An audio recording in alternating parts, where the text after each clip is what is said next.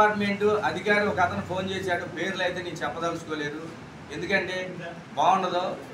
నాకు కాన్ఫిడెన్స్లో పెట్టి ఒక ఎస్ఐ దగ్గర నుంచి 3 అధికారులు మాట్లాడారండి నా ఫోన్ కాన్ఫరెన్స్లో.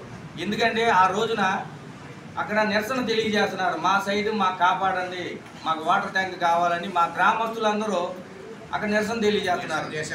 నేను ఎక్కడో పంచాయతీ ఆఫీసులో ఉన్నా, వీళ్ళు నిరసన చేసేది కూడా నాకు తెలియదండి. పంచాయతీ ఆఫీసులో ఉన్నా, నా పని మీద నేనున్నా.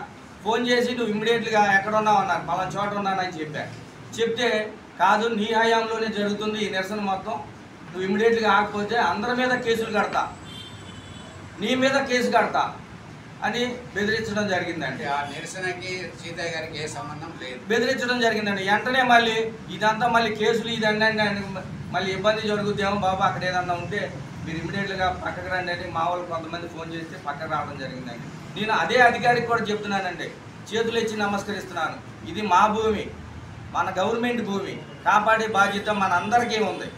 కాబట్టి మేము మా ప్రజలు త్రాగునీరు కోసం ఏర్పరచుకుంటున్నాం. దాన్ని దయచేసి దీని మీద అందరూ కూడా అధికారులు రావాల్సిందిగా కోరుచున్నాం.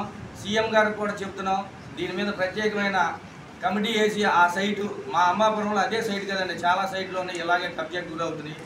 కొంతమంది ఉన్నారండి మా గ్రామంలోనే చోటా చీత నాయకులు, ఎవరు అని అంటే బెంజమిన్ విజయ్ కుమార్ అని అతనండి. ఇలాంటి వాళ్ళకి అప్పచెప్పి ఎంతో కొంత క్యాచ్ చేసుకుంటున్నారు. 370 గజం కూడా వాళ్ళు సొంతగా షెడ్ కట్టేశారు కామన్ సైట్లు, అదేమంటే కోర్టుకి వేస్తున్నారు.